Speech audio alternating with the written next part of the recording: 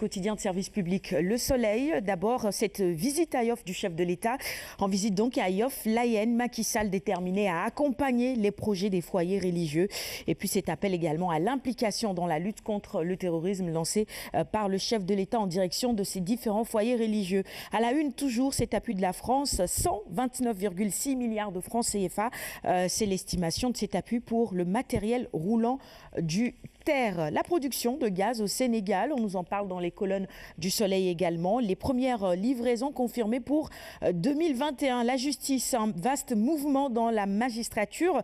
Le Soleil nous livre les détails justement sur ce vaste mouvement dans la magistrature justement. À Lingu Ndiaye, au Kazou, Rajab Atouba, j'y arrive. Serine Fallou Mbaké est un phare dans la nuit. C'est une déclaration du ministre. Et puis évidemment d'autres propos du ministre relayés ce matin dans les colonnes du Soleil. Chavirement d'une pirogue à Bettenty, nous en parlions également hier, puisque l'affaire a été reprise dans de nombreux quotidiens où Marguet a présenté les condoléances du chef de l'État. Et nous, on en profite également pour renouveler encore une fois nos condoléances à toutes les familles éplorées. Et en parlant justement de disparition, le Soleil consacre également quelques lignes aujourd'hui à la disparition de l'artiste Joachim. La culture perd un de ses emblèmes. Sud Quotidien, la une du quotidien Sud maintenant, sur le chavirement de cette pirogue à Bettenty. 21 morts, dont une femme enceinte. Le bilan s'est alourdi entre-temps. Hier, on parlait de 18 morts. Quelle tragédie! La surcharge et la météo seraient à l'origine du drame. Et puis, les femmes étaient sans gilet de sauvetage. Ça aussi, on attire généralement l'attention de toutes les personnes qui empruntent les pirogues sur ces mesures de sécurité. Le gilet, il est important. La météo aussi, tous les matins sur la RTS. Et même avant, déjà hier, dans le journal de 20h, on diffuse les prévisions météorologiques. C'est vraiment pas pour rien. C'est pour que tout le monde puisse être au même niveau d'information. C'est extrêmement important, surtout quand on doit emprunter les eaux. Allez, on passe à la une du quotidien L'Observateur. Maintenant, c'est toujours sur cette même actualité. Le chavirement de cette pirogue. Il pleure sur Bettenty, titre nos confrères de L'Observateur ce matin, avec des témoignages poignants. Celui de Awa Bodian, par exemple, rescapée, qui dit « Les cris résonnent encore dans mes oreilles ». Ou Fatou Bodian, qui est également une rescapée. Elle dit « J'ai passé plus de 2 heures sur une planche qui flottait dans l'eau ». Je n'ai plus les mots, Lune Badarakan, pour décrire ce que ces personnes ont dû vivre. C'est une tragédie pour l'ensemble du Sénégal, en particulier pour les îles Saloum. Quand on sait que là-bas, les liens de famille quand même sont très étroits, parce que tout le monde est parent. Ils sont tous parents, ils sont tous liés. Il y a beaucoup de brassage entre les peuples, d'autant plus que c'est le même peuple, c'est le peuple Nyominka, donc un sous-groupe du peuple Serer.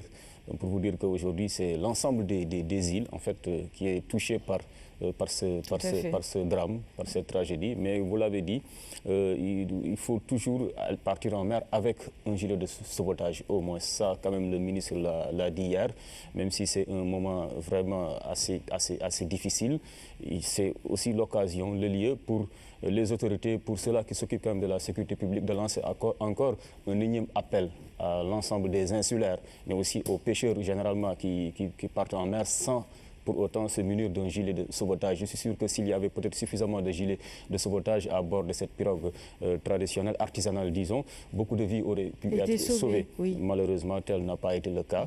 Tout ce qu'on peut faire, c'est peut-être de prier pour que le Seigneur puisse les accueillir dans son paradis et que ces familles-là quand même puissent être réconfortées par la solidarité nationale. Et à ce niveau déjà, hier, très tôt le matin, un ministre de la République s'est rendu au chevet de ces familles-là pour présenter, exprimer en tout cas le soutien moral de la nation sénégalaise. Oui, et cette triste nouvelle est également reprise à la une du quotidien La Tribune ce matin. Ces femmes étaient parties au labeur pour nourrir leur famille. C'est un hommage d'Abdoulatif Koulibaly à ces braves dames. Bettenty pleure ses enfants, 21 morts, des blessés et des questions, évidemment.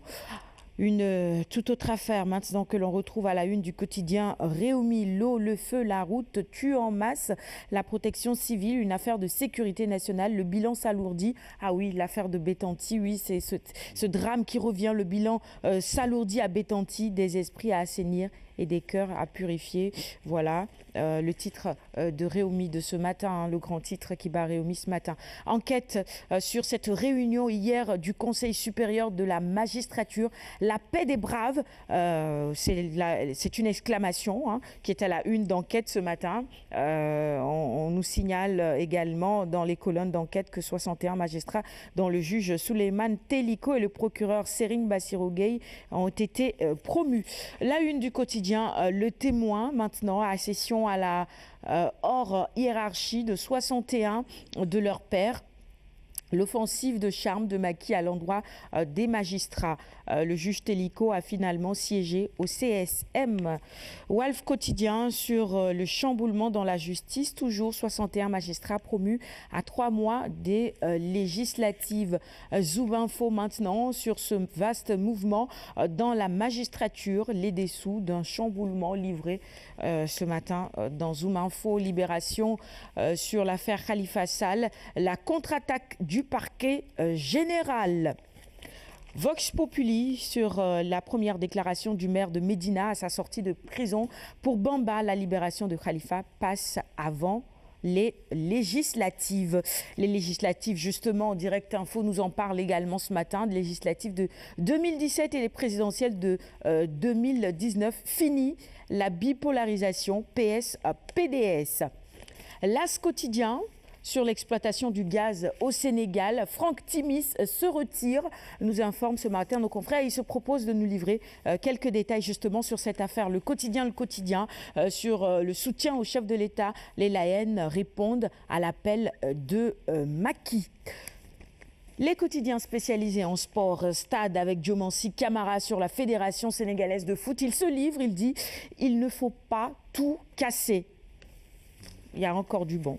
Évidemment, il faut plutôt penser à reconstruire certainement. Vox Sport sur l'organisation de la Coupe d'Afrique des Nations. La CAF veut retirer à la Guinée la CAN 2023. Pourquoi? Les raisons, évidemment, dans Vox Sport ce matin avec en prime la photo, vous le voyez, hein, du nouveau président de la Confédération africaine de football, Ahmad Ahmad.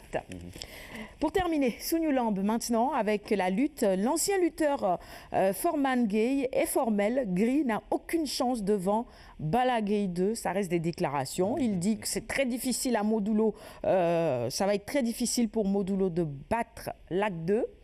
Ça reste des déclarations. Tafa n'est pas d'accord du tout, n'est-ce pas? Du tout. Modulo va gagner. Non, c'est le futur roi des arènes, il va gagner. Il dit également que Messen a une chance devant B52 si, vous pourrez lire son analyse évidemment dans les colonnes de Sounioulamb. Et puis il dit également que Zos est en fin de carrière. Voilà, c'est son avis, c'est son point de vue. Et on sait évidemment que l'arène a d'autres réalités. Ce sera tout pour la revue des titres de ce matin. Merci à tous de l'avoir suivi. On va maintenant plonger au cœur de la santé. Binta, tu me rejoins. Et après ta chronique, on va poursuivre avec la rubrique invité qui également reste dans le secteur de la santé. Ouais.